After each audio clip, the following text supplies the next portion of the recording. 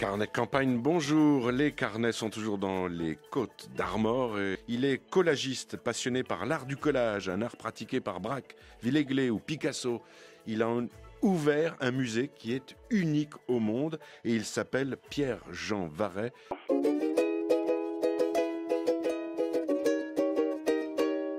Pierre-Jean Varret, bonjour. Bonjour. Pierre-Jean, fondateur de l'association Arcole et du musée Arcole à Plémé.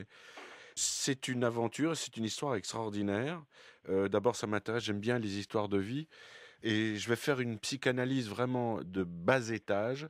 Vous avez travaillé longtemps à Air France, vous avez quitté Air France pour collectionner des collages. Oui. Air France décollage. Vous voyez un peu ce que je veux dire. Parce que je fatiguais à regarder les avions décoller, il a fallu que je colle à mon tour. Bravo, bravo. Le collage, c'est un art spécifique. C'est un art spécifique, mais c'est très ancien. C'est un art qui a été inventé par Dufresne sous Louis XIV, très populaire pendant 2 siècles, avant que Picasso et Braque le font entrer dans l'histoire de l'art avec un grand A. Il est spécifique parce qu'il est un peu partout. Il a imprégné tous les arts, le cinéma, il n'y a pas de montage sans collage, il a imprégné la musique contemporaine, avec le samplage, ouais. Il a imprégné l'ordinateur avec le copier-coller, il est partout et on oublie malheureusement que c'est un art également à lui tout seul. Ouais. Mais attendez, au musée Arcole, il n'y a quand même pas de samplage. Non, pas encore, mais le jour où on a plus de place, et ça fait partie de l'histoire de l'art du collage. Hein, ça en fait partie. Le collage musical, la musique concrète inventée par Pierre-Henry, c'est du collage musical. Ouvrir un musée, c'est quand même un pari insensé autour du collage, même si la chose le mérite évidemment, d'autant que vous êtes le propriétaire de la plus grande collection au monde sur l'art du collage, 12 000 documents, 500 ouvrages. 12 000 documents, 500 ouvrages épuisés, c'est une superbe collection parce que je suis beaucoup livres et 12 000 documents, beaucoup que j'ai acheté, beaucoup qu'on m'a donné. C'est un travail collectif qui a commencé il y a 22 années. En fait. Oui. Dont les livres dont vous êtes l'auteur, puisqu'il y a plusieurs volumes de la série L'art du collage. À force de passion, je suis devenu un peu le vieux loup blanc et l'expert des experts dans l'art du collage, au niveau des techniques, au niveau de l'histoire, au niveau de son évolution, etc. Pourquoi Arcole à Plémé? Pourquoi à Plémé? Parce que je suis plémétais. Je suis plémétais, donc ce qui m'intéresse, c'est d'être actif là où je suis, en l'occurrence Plémé.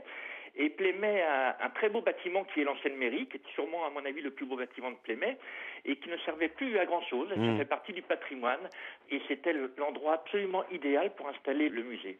Évidemment, musée ouvert au public et gratuit. Et gratuit.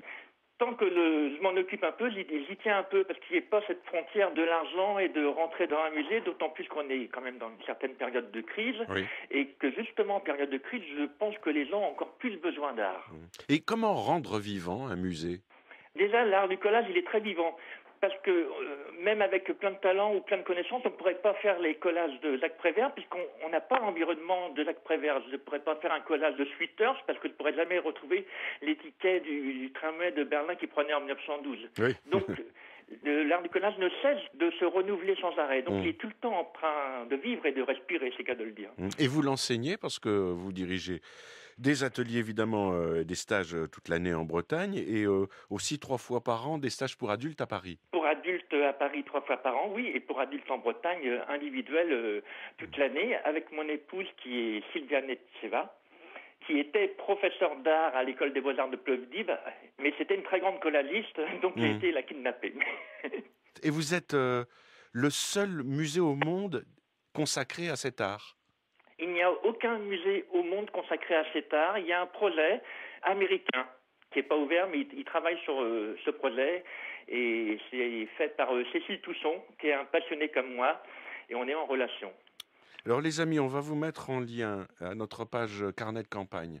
Le lien évidemment avec le musée Arcole de Plémé, c'est musée.arcole.com. Et puis aussi avec le site de Pierre-Jean Varret, artducollage.com, où vous pouvez aborder déjà cet art vraiment spécifique avec des techniques données et qui a fait la gloire de grands mouvements surréalistes, dadaïstes, les grands événements des années 1910 avec les collages de Picasso, de Braque, ceux de Prévert ensuite. Fabuleux. Fabuleux. Quelle poésie. Ben oui, évidemment. Merci beaucoup, Pierre-Jean, et continuez. Merci beaucoup. Merci. Beaucoup. Bonne journée. Au revoir. Bonne journée. Au revoir.